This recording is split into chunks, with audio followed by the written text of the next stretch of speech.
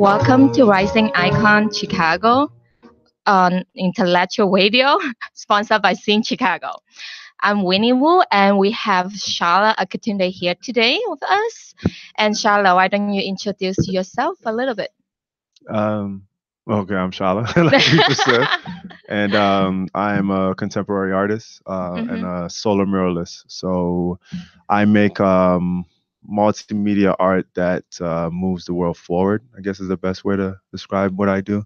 So a lot of Mhm. my work is based on social impact and whoa and yeah. So a lot of my work that was distracting. A lot of my work is a lot of my work is based on social impact and basically moving the world forward in some kind of way.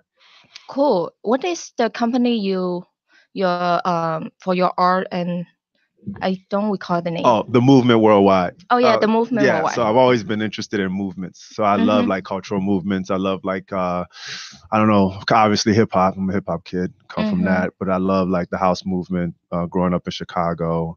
I love the punk movement. I love movements. I love when a group of people come together and move the world forward in some kind of way. Really into culture. So I named my company The Movement because I want a lot of the things, I want the things that I create to cause cultural movements. And yeah, that's why. So it's called The Movement Worldwide. That's really cool. It's actually just fit our topic perfectly because our show is going to focus on Chicago art, culture, music, fashion, which you have all of it. So give us some background about you, like your culture background. Were you born here? Yeah. So Nigerian American. I'm first Mm-hmm. generation. My mother's from Lagos. My father's from Jos. If anybody, Niger, anybody knows, those cities in Nigeria. And yeah, so they came here, had sex. I came out, and I was their weird art kid, So my Mm-hmm. father is a doctor. My mother's a med tech. First generation, they came here as immigrants, struggled on the north side of Chicago. We lived in Uptown Mm-hmm. when it wasn't so nice. Yeah. So I kind of grew up in the thing with the north side is that you'll have a neighborhood that's completely ratchet, right? But as soon as you cross the street, it'll be Vietnamese. Not that Mm-hmm. Vietnamese people ain't ratchet, but you know what I mean. Then you go another across the street and then you see like Latinos and So I grew up around diversity, but I still grew up in the elements that a lot of our people grew up in.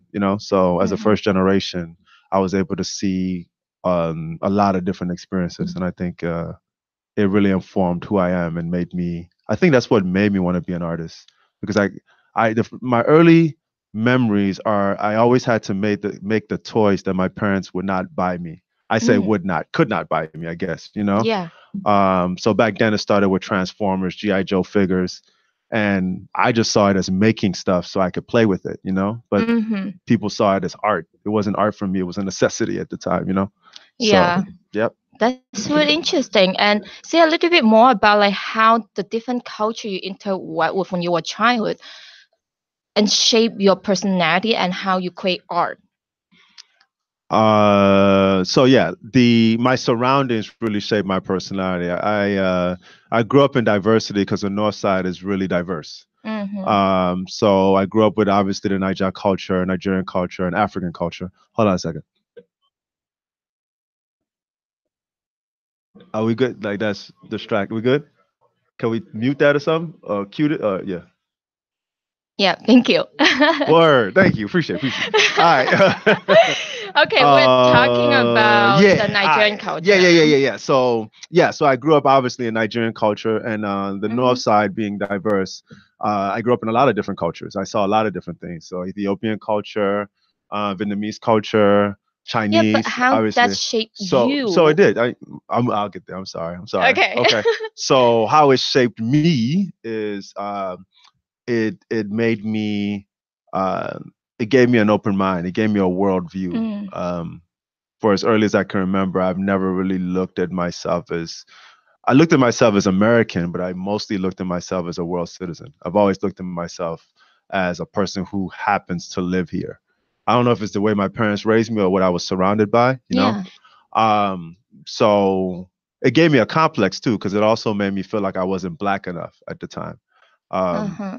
I mean, I That's later realized it after lots of therapy, but yeah. I grew up I grew up amongst so many different types of people that I mean, I knew what being black was. I'm black, you know what I'm saying? But Mhm. I associated blackness with hood at the time. Mm. Because I grew up hoodish. I grew up on a hood block, but I could Yeah. always escape it. You know what I mean? Just by crossing the street or going somewhere Mhm. else, you know? So when I would get home and I take the stairs, of course, I'd smell the usual weed and all that shit, you know what I mean? Yeah. But I could, when I went to school, I go across the street and it was all kinds of different kind of people, you know?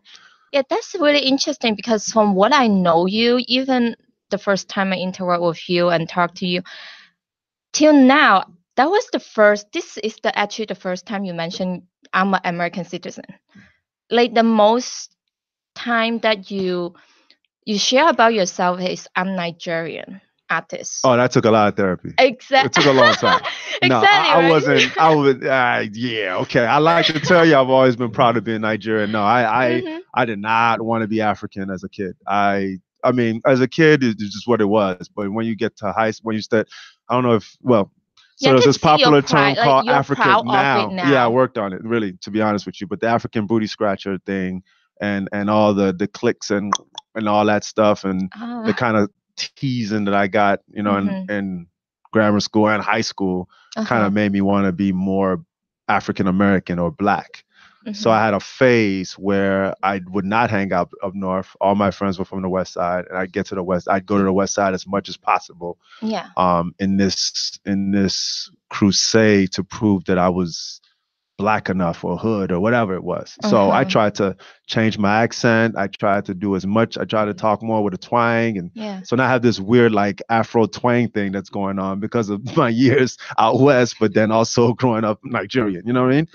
But I ultimately became proud of it as I entered college, because I noticed that amongst my friends, I was the only person going to college. You know what I mean? Mhm. And how much they admired that and some hated it. And I just had to kind of face that I was different. And I Mhm. think that a lot of that made me proud. Yeah, I Um, think it's not different. I can relate to it because I'm immigrant. I'm the half yeah, generation. I have yeah, my accent, and I I went through the period is I try to get rid of it. And it actually right now I look at it is my identity is unique. It's not different. It's really unique, like what make you who you are. Even yeah, you say you're fourth generation, you don't really share yourself like as to the world as like, oh, American black people, but you're like I'm Nigerian American artist, right? yeah. So you actually know your root right now. You actually combine everything together to make yourself unique. Yeah, and I didn't know that that was a. I wanted to fit in. You know, the first thing you want to do is fit in. You don't want to be Uh unique. huh. But after a while, just hanging with certain people, my friends our group was called Quelo at the time, and they were my best friends, and Mhm. they put that pride in me. You know, they told me that I need to be proud Yeah. of being unique, and they wish they knew where they Mhm. came from and all that kind of stuff. Mhm. So they really raised me in a lot of Mhm. ways. So by the time I graduated high school, it was coming in that I was, you know, it was good to be what I was, you know. Mm. And then the things that come with artist insecurity, not good enough, Yeah. um, I'm fake, whatever. The things that we tell ourselves, all of that combined with being different, Mhm. um, ultimately made me who I was. But initially, I didn't see it as a good thing. You know? Yeah. Then let's talk a little bit about like how you start become an artist because I know immigrant parents they always Yeah, have a high they was hope not like with that. we want you to be a lawyer and all this Yeah, like they was how not you on that. connect like start doing art and doing like all what you create like the seven spoon the pyramid in Bronzeville and also the pink house the upcoming big project like give us I some background on that how you start doing that. I I don't know. I hid it from them, really. You know what I mean? They had no idea I rap at all. You know, I just Mm, as long as I got the grades and I brought some money home, they were cool. You know, so I just made sure I did that, yeah. and I didn't tell them about my double life. You know, so I Mhm. went to the West Side a lot because I was in a rap group called Quelo Mhm. at the time, and I ran a group of people. You know, I ran the whole rap label. You know, that's what the movement was initially. And Oh, my concept was getting all my guys out of the street, you know, and selling music instead of selling what they were selling at the time. yeah. So, But so so all they knew was that my parents knew that I was building a business, but they didn't know it was arts. yeah, did you do something? different? You have a different career before becoming an artist? Um, Because you no. say you make sure the grade is good, you make money, and then you bring home money, make sure everything being taken care of, like the bills and everything, they're cool. But at some point you have to come out and let them know, like, hey, Not really. No, you know what I told you him? I didn't told do him something that. that would. I told him I was in school for architecture, and I was. I said I was starting to be an architect. And the first year I tried to be an architect, but I couldn't do it. You know what I mean? So the second year I changed to design because it's kind of close, but I could design anything because I was already designing posters and CD covers anyway. Yeah. So they understood design architecture. So that's what they told everybody, that my son is in school for architecture. Meanwhile, I was starting a record label and growing a record label and selling T-shirts and all this stuff. So they finally figured it out when man, I don't know if they know now. No, they finally figured it out. You should show them this show. No, funny thing, man. I think it's weird. It settled in for my father that I was real when he saw me on CNN. So there was a CNN interview, and I didn't even know he knew about it. But they had been running ads that they were going to interview me because there was this controversy about hip hop and how it's misguiding the youth, you know? So they interviewed a local hip hop group, and I was the spokesperson for my group. And I didn't know he was watching.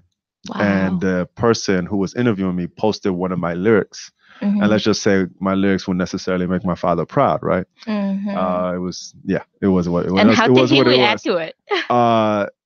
He said, "You did good, son." You know, he just liked the fact that I was articulate and intelligent. But I think that's when it settled in that I was making music. I think, and that was in after college. So that tells you how long I had been making music and making art. The whole time he thought I was working at a design firm, you know? Yeah. And I kind of was, but it was just for a rap label. Then, so how did you turn from being a hip hop artist to become an artist actually building installation?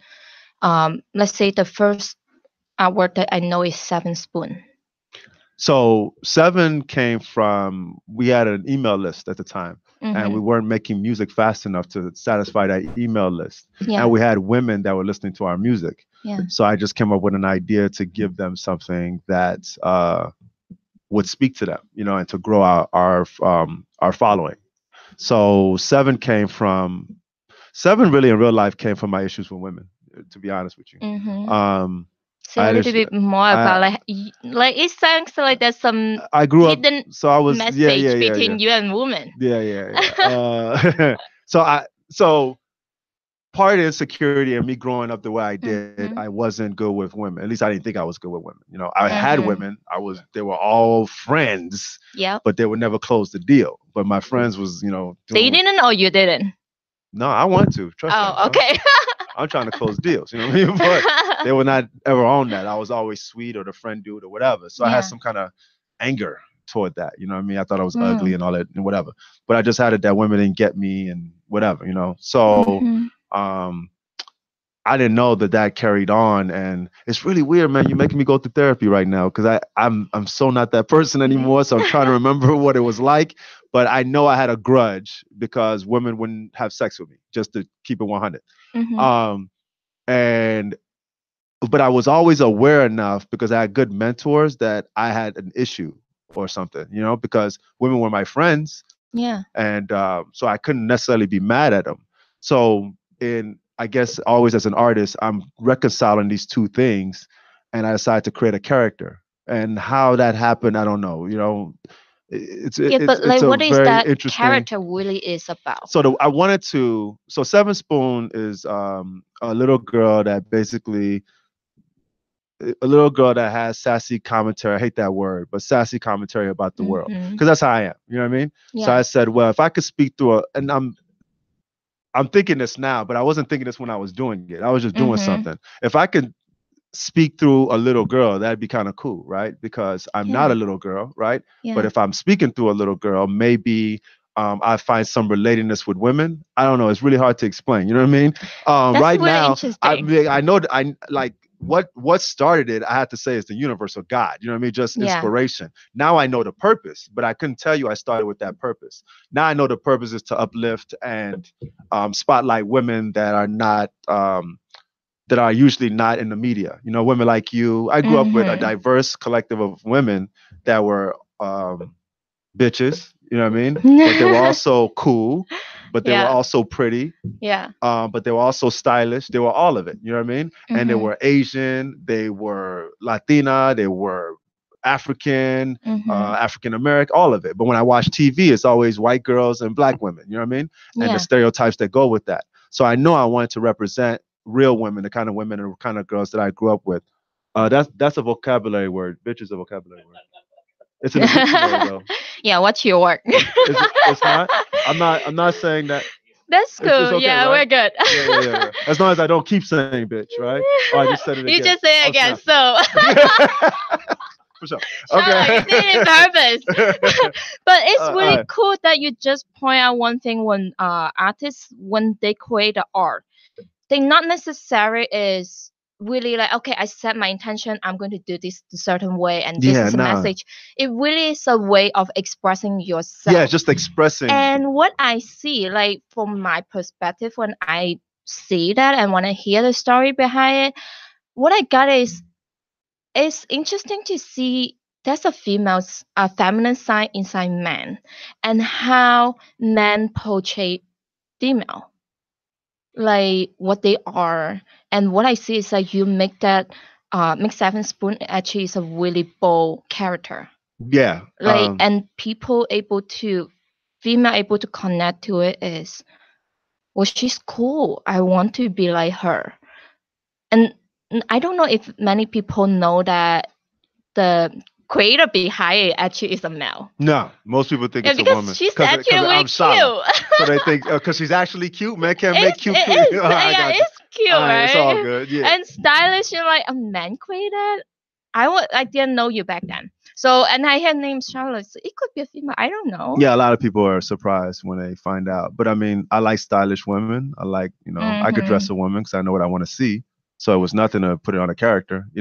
And all her writing is me anyway. Yeah. But we're not that different. So that's what I Mhm. realized through my art is like therapy. I'm a vessel and I just make the stuff. Like I don't know what made me make a pyramid. I Mhm. always figure my stuff out when y'all figure it out. I listen to what y'all saying. I'm like, oh, that is why I did that. Okay. But in the process, a lot of times I don't know why I'm doing stuff. I have a general idea, I want to change the world, or this would just be Mhm. cool, or this would piss some people off, or whatever. I have a Yeah. general egoic idea, but I don't know ultimately what type of wound or what type of message I'm trying to get across. Mhm. Um, It's just a pure expression of your emotion, your feeling, how you feel about the world and how the world occurs to you. yeah, ultimately. And then when I say wound, it's also me healing something.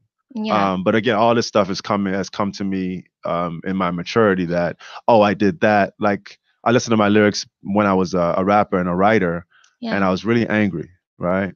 And Yeah. all of that was And like I think you need to have I that needed to do become it, a yeah, because I was rapper. basically saying I don't fit in, I don't fit in, I don't fit in. Yeah. F y'all. I can say F y'all, right? Because F is my F, yeah. Shut up. F the world, F everybody. I don't fit in and I don't care. Yeah, So all cool. my lyrics is pretty much I'm better than you, I don't fit in, I don't care. Mhm. But I had to say that 5,000 times in 5,000 different ways to finally get past it. Yeah. So it was therapy for me. And when I Uh-huh. was done with that, I moved on to more visual art. Yeah. Seven Spoon was therapy with women. And when I got Mhm. past that, I became someone who wants to empower women. I'm loving this era right now. Yeah, which I I'm want to loving connect it. to Like your I've been on other this forever. project. Yeah. The So, project you haven't released yet is the video series of showcasing the authentic side of female. all right. And I'm still waiting to be on that video. I got you. I got you. You do me first, and then I got you. You know what I'm saying? Okay, Yeah, cool. yeah. I'm waiting for Uh, it. um, So, I from what I know about that get y'all one, minds out the gutter yeah, already. yes, you guys will know that I Low will be key on though. that. Cool. So anyway, I love the idea because I want to be on that video specifically. Is I have your existence share with me that she's my friend and she invited me. She asked me, let's talk about it. I'm like, what is that actually about? And then she told me the meaning behind it, like what you see as an artist is the message empower women.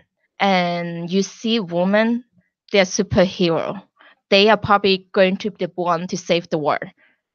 And from what maybe I added to it is, as you can see, most problem happen in the world, men create, not female. And the female have the feminine side. Controversial. Exactly. Um, But I want to hear from your perspective. That's what I got when I got introduced to it. yeah, ultimately we're all human, right? Mhm. So I mean, if we're effing up the world, you had us. You know what I'm saying? So you had the boys that are effing up the world. We could all take Mhm. responsibility, but that's a whole nother conversation. But Mhm. yeah, I definitely do think that the world has been due for balance for a long time. And I think that's why women are rising. Yeah. I believe in the age of Aquarius, and I believe in energy and balance. And I do think the male egoic version, well, the male version of the ego has been effing the world up for a little bit, you know. And it's Mhm. time for balance, and it's time for emotion and the way women see things and nurturing Yeah. to balance out conquering and domination and flexing and all that kind of stuff. And I'm a man and I'm guilty of it and I have those things, but I also have a profound respect for female energy. Mhm. Um, and I've been a champion of it for many years, and that's what Seven is. The video series is basically what would happen is I would interview fans of my work, which were a lot of women, Yeah. and they would tell me like amazing things. You know, I'm talking about cancer, rape situations, Mhm. menage a trois. Like women tell me everything. You know what I'm saying? I went from the guy who couldn't get anything to the guy who got too much. You know what I'm saying? You become a Um, sister of us. you, okay, maybe a closet lesbian, Okay, whatever. don't Anyway, worry. We accept whatever, it. sister, whatever. Anyway, it's all good. Anyway, so in those conversations, I gained a profound respect for women, Yeah. and I got that we're not that different, and I got that the female voice is necessary.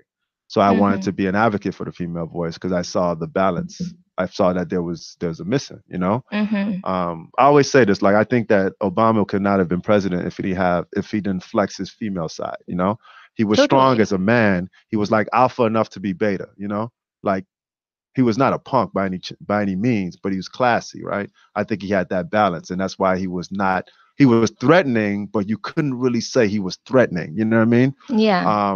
And I think And also, I believe another part is Michelle Obama played a really exactly. big And she part. always seemed like the stronger one, to be Mhm. honest with you. You know what I mean? It always seemed like Yeah. they kind of, you dig? You know, I have Mhm. full respect for Obama, but I also feel like Michelle is the more dominant person in that relationship. But not really. You know what I mean? I think they But balance we out. don't know about that We don't part. know. Hey, whatever. Anyway, you know what I'm saying? That's your But opinion. yeah, but and not in a bad way at all. You Mhm. know, Yeah, maybe I'm totally. guilty of the stereotype. I don't know. You know what I'm saying? But I don't Yeah. think that we could have had an Obama if he was overly aggressive the way they see us black men being, you know? Yeah, and I Um, totally agree is what's going on out there right now. The topic is how women are rising, how women raising their voice. And some of them have a little bit more aggressive, like angry, upset voice. And for me, what I see is literally like male and female, they are both human being, and we need each other. I love the video series actually is you showcase the vulnerable side of female, but still it's really strong and bold.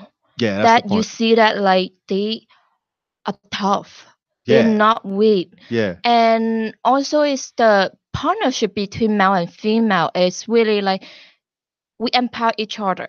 yep, It's not like only male can do this without female and female can achieve this without male. It's like no, we work together, we unite as one body and achieve goal yeah. and go somewhere. So a lot of the women that, yeah. Oh, I didn't finish. So what happened is the women would share with me these things, and I said, you need to get on camera Would you get on Mm. camera? Oh no, I'm not gonna do that. I said, Yeah. well, you can help me with my mission because since you like seven because you see yourself or you see seven in you in some way. Everything you've told me is very seven-ish. It empowers women. It's Mm-hmm. bold, but it's Yeah. vulnerable, and it's the truth. So Yeah. you could help a lot of women who are not there yet. And a Mm-hmm. lot of women rose to the occasion when I would invite them to do it for that reason. So they let me put a camera in front of them, and we'd had the conversations that we always had, Mm-hmm. and it started a series. So Yeah. now I've recorded about 24 episodes, and I'm looking for distribution. I got a few offers actually. I'm not even flexing. I'm kind of surprised that it's happening this quickly. I mean, we're in the Mm-hmm. era of that, so I'm proud of Yeah. it. But I think it's going to make a profound impact when it gets out, because women are saying some amazing things and they're Mm-hmm. unapologetic about it. And it's not a cartoon, it's real women. So I think that the cartoon or the character that I created with Seven is giving me the opportunity to do this series. So Mm-hmm. again, I think I'm a vessel, man. I think I'm a vessel for the universe. I think that the greatest work comes from inspiration and just letting the universe use you. And I hope this doesn't sound woo woo. No, Um, like from what I see and I saw the video before it released, I got lucky. So what I see and what I got is really powerful, especially is seeing a male produce it. Like yeah. it's your idea, you produce it and you were the one had that conversation with the female and then get that really vulnerable real side of them. And then you showcase it. And as a female to see it just I was so moved and touched Wow. and inspired the way is I know there's a man had my back and got me and I don't have to do something really additional or like be loud to prove myself like they got me like they will see it. So it made a difference for you because I'm a Yeah. dude doing that. Yeah, that's why I want to be Oh, a that's man. a new angle. Oh, I got you. Damn, I didn't never thought of it that way. I Mhm. always thought of it as like I knew I can put a different kind of lens. I can make it universal where dudes will watch it. Yeah. And it's not just gonna be a thing for women. Yeah. Um, And like you say, I would love to see a little bit more is different female from different country and different culture background, not only I American female. So oh, that would be I'll really work cool. on it. Okay, Just I my got idea. low key more Asians, right? Is what you're saying. Yes, I sure, got it. why It's not? all good. All right, we'll kick it off with you. You know what I Yeah. mean? So But I'm just curious. After all this, you share a little bit about like how you related female back then and here now. Did that make any changes for your personal relationship with female? oh yeah, but I had started making those changes a long time. I mean, I have daughters, Mm-hmm. you better change. When Yeah. you have daughters and they start talking back or asking you particular questions, Mm-hmm. you can quickly see your issues manifesting themselves within those Mm. little human beings. So if Mm-hmm. you're on any level responsible, you start dealing with your issues fairly quickly. So I did. My first daughter helped me deal with a lot of my issues because I was not going to raise a human being that had my issues. Yeah. Um, And probably add another layer of respect to female. yeah, yeah, and her mother had a lot to do with it also because I could always see my reflection. My parents raised me to be responsible for everything. Mm-hmm. So as much as I like to be arrogant and say, "Oh no, it's that person's fault," in the back of my mind, my dad's whispering like, "Yeah, but what did you have to do with it?" all the time. So between my ex-girlfriend and my daughters, um, therapy had started a while ago, and that's probably college and the college. Mm-hmm. Um, and then the growing fan base I had was Seven at that time, and women telling me how I'm affecting them and all that kind of stuff just had me rise to the occasion. So I did Landmark, obviously, Yeah. Landmark Education, and that helped. And then I became more on a mission to save my people of color.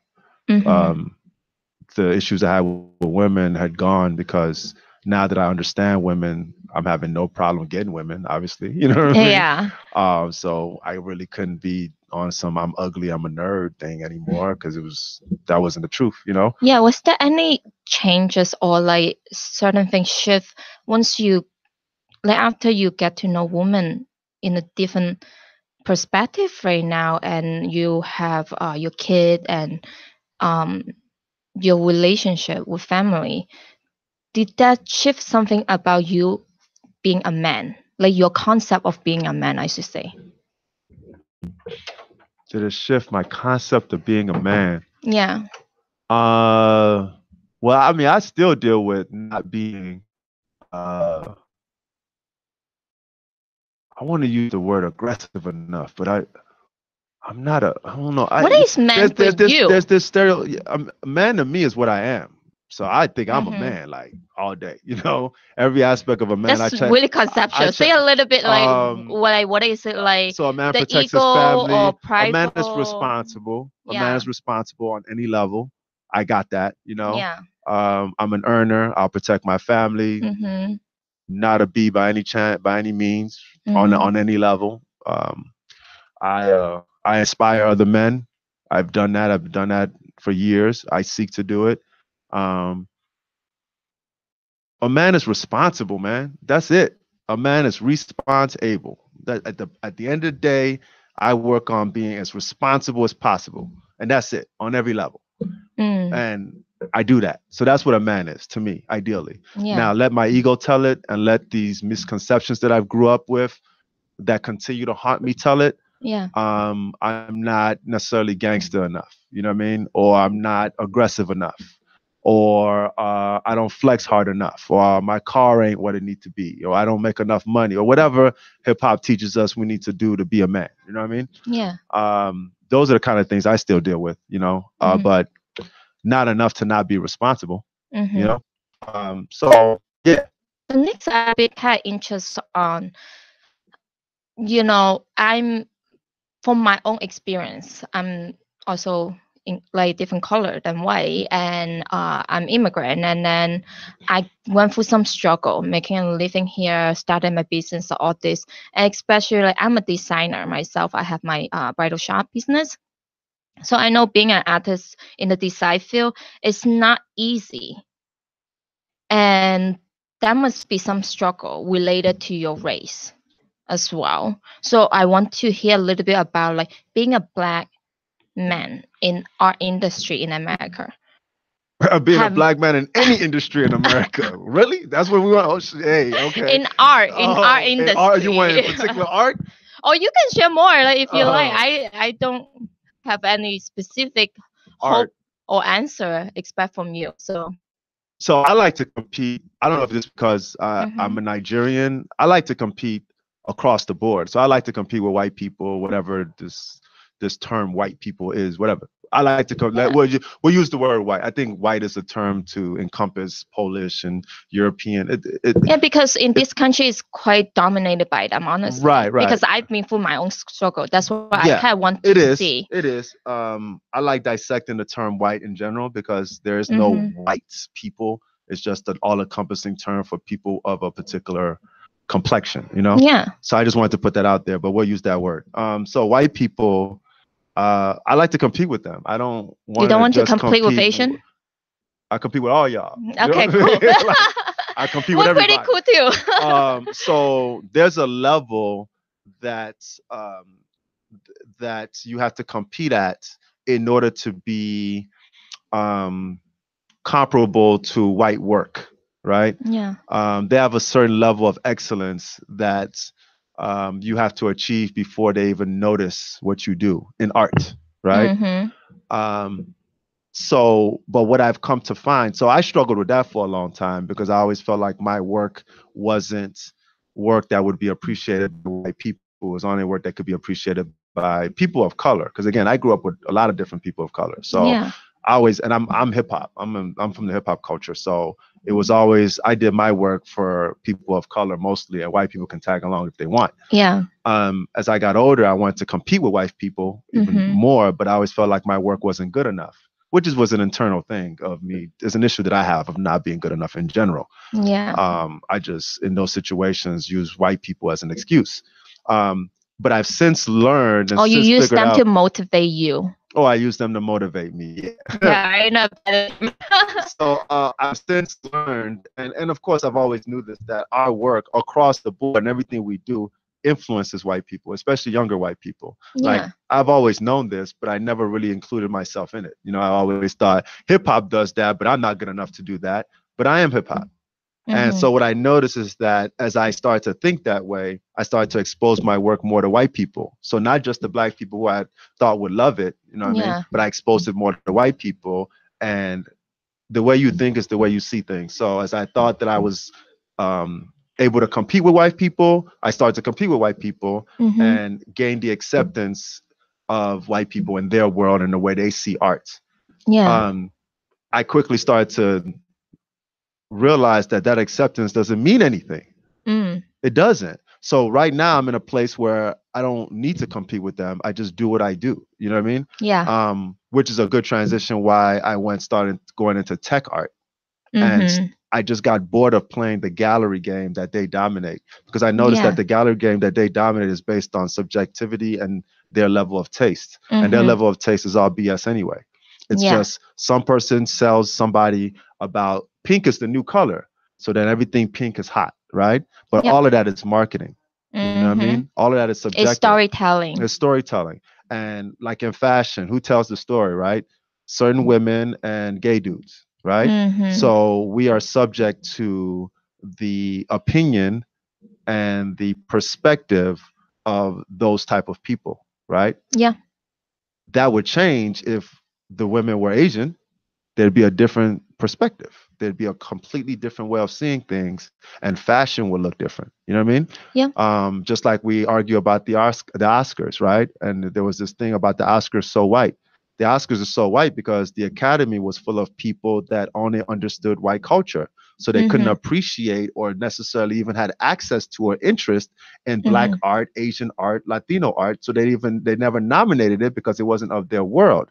So once I Mhm. started to get that that's how the art world works in general, Yeah. I said, okay, well, I don't need to be accepted by the art world. I can compete with the art world. I'm Mhm. just going to do me and let them come to me. You know, hip hop didn't ask for acceptance from white people. White people came to hip hop, you know? Yeah. So historically, people of color, we create and then white people come to exploit, you know? And again, I'm using this term in generalization. Not all white people are like that.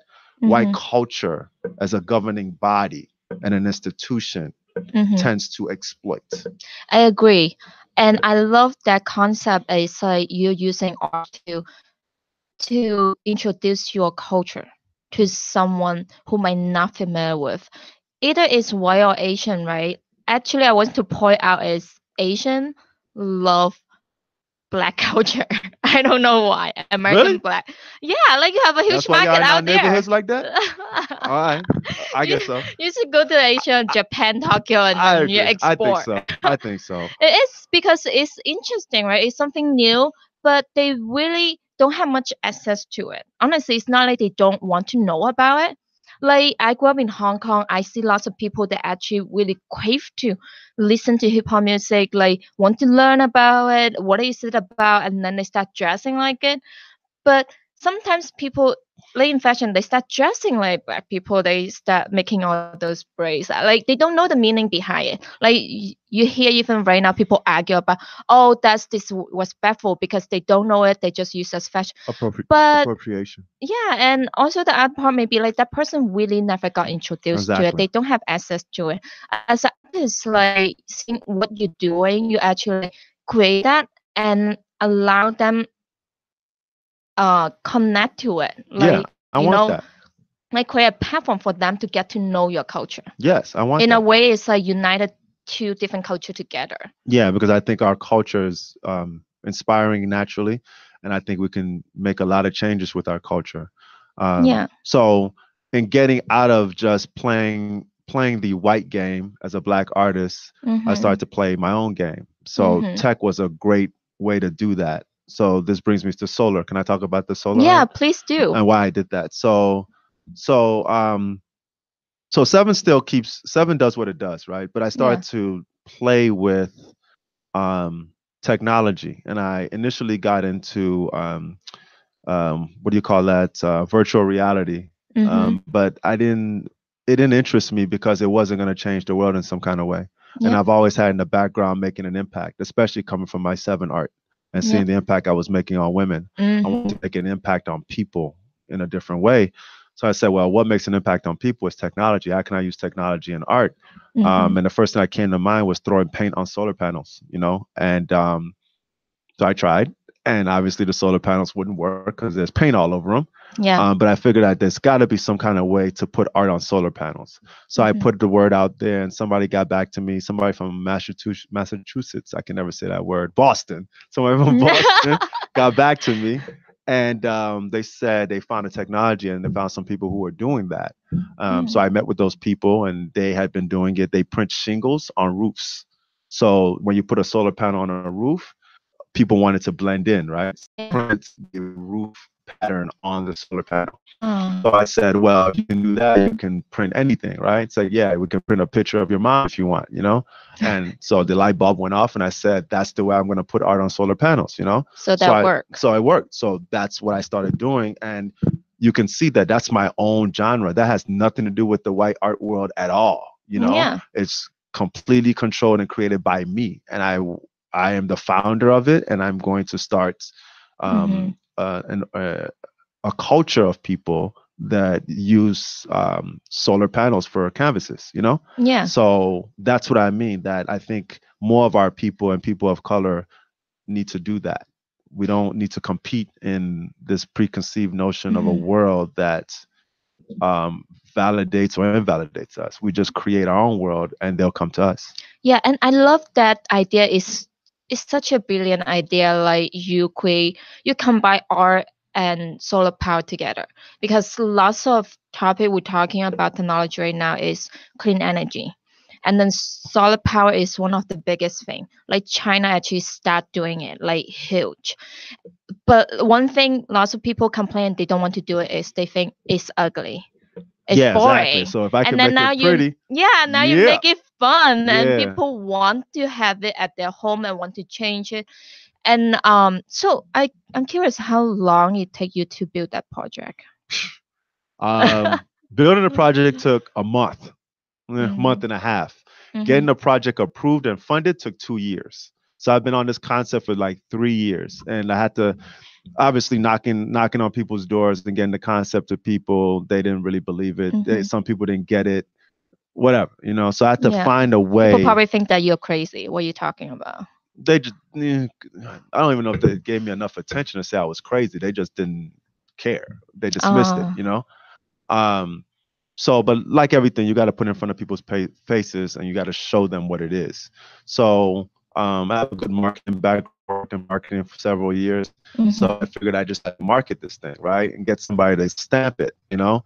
So I was like, who could edify me? And I said, well, who, if they put a stamp on this thing, would give me the, the authority that I needed, you know. Mhm. And I came up with ComEd, you know, Commonwealth Edison, the power company. I Yeah. said, if Commonwealth Edison says this is cool, then I'm good, you know. Now, how do I Mhm. get to Commonwealth Edison? Mhm. So I just, you know, pulled a whole bunch of strings to find who was marketing ComEdison, and it was Leo Burnett.